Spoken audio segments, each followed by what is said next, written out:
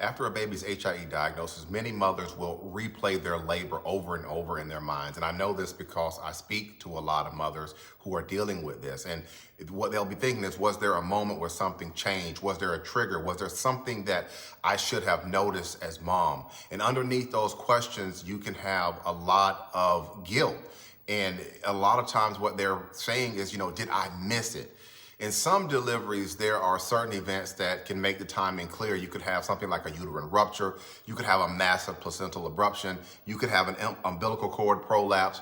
These are what we call sentinel events, and they are abrupt, they're dramatic, and they are immediately dangerous for mom and baby. But in many HIE injuries, they do not begin in an emergent way. They will evolve over time. Oxygen compromise can develop gradually, and sometimes it will take hours for it to happen. And the only place that progression may be visible is on the electronic fetal heart monitor. That's where sometimes you can see this. So how long does it actually take then for an HIE brain injury to occur? That may be your next question.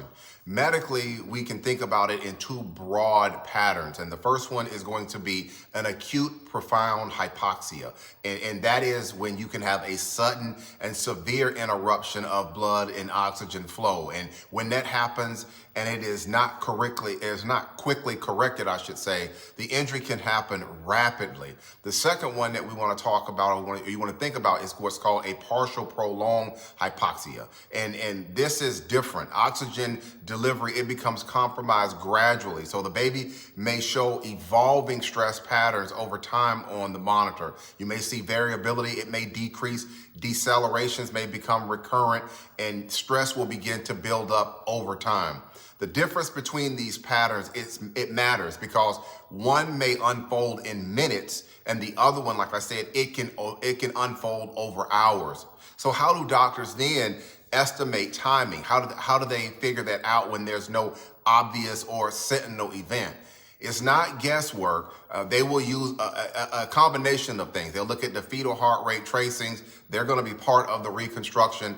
Those will show trends. They'll show whether variability was reassuring or whether it was minimal. It'll show whether decelerations were isolated or they were repetitive.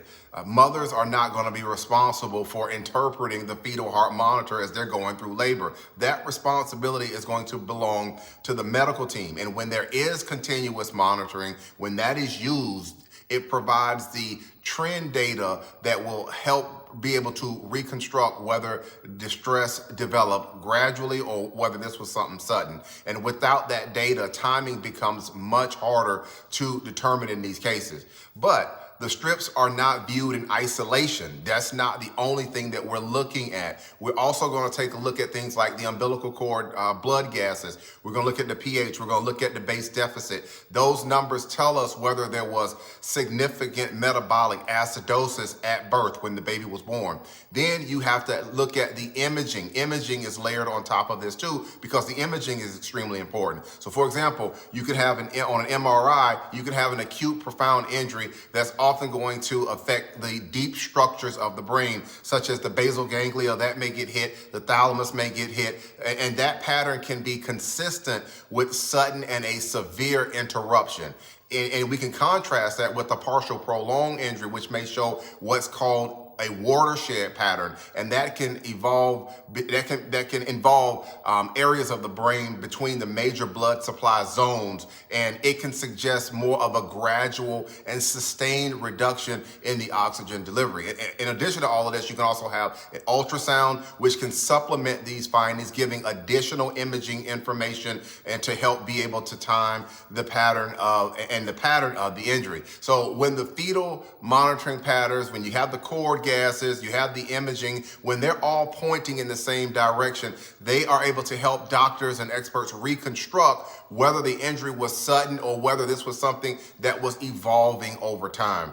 This is often going to create a conflict though, because hospitals, they're going to categorize the injury usually as something that was sudden or it was something that was unpredictable. But sometimes the records will show hours of concerning monitoring patterns before delivery occurred. And if that distress, if it develops gradually and it continues without timely intervention, that is very different from a true and sudden emergency. Now, I want to balance this thing out. I want to talk about the other side too. There are going to be cases where the event was truly abrupt and it was not preventable. There was nothing that anyone could have done. Medicine is not perfect, and not every injury can be avoided with these cases. But there's also going to be cases where there were warning signs, where those warning signs were present, where the monitor was signaling concern, where decisions about escalation and delivery and timing, where all of that matters, where what was happening with mom during labor, that matters. And if you're wondering when this happened, that's not the wrong question.